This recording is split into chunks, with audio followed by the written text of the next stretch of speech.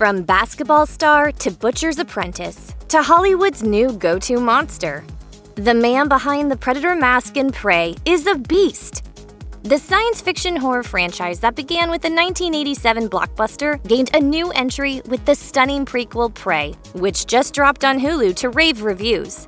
10 Cloverfield Lane director Dan Trachtenberg helms the new feature, which is set in 1719 and concerns Naru, a young Comanche woman who must protect her tribe from attacks by wild beasts, fur traders, and eventually, a heat-sighted alien predator that hunts humans for sport. I don't know that this thing can be killed. If it bleeds, we can kill it.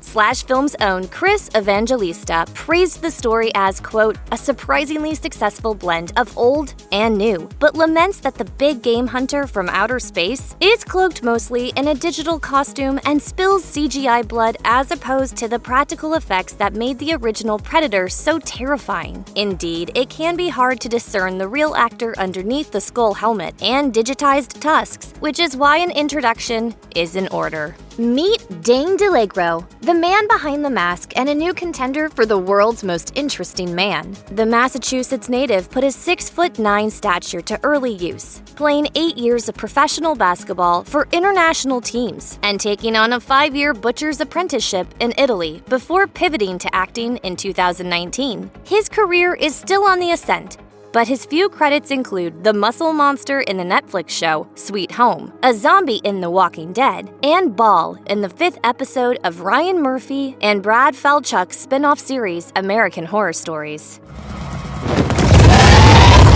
An interview with EW notes that DeLegro was initially called in to model the suit for Alec Gillis, whose Amalgamated Dynamics Inc., or ADI, was hired to do the special effects and creature construction. ADI has plenty of experience with the Predator, having worked on prior franchise-adjacent films Alien vs. Predator and Aliens vs. Predator Requiem. DeLegro had a vision in mind for this latest iteration of the spine-ripping hunter and proudly took part in all aspects of bringing the character to life, including all the stunts and motion capturing. Summer gets hot in Calgary, but Prey was an especially brutal shoot for anyone wearing a 70-pound foam latex suit like DeLegro. Not only did he sweat off pounds for and during the production, he was also sightless throughout most of his performance, adding a sense of danger whenever the scene called for him to swing at anyone. He explained to EW, "This is the first time an actor's eyes are not the Predator eyes. My face was in the neck of this character.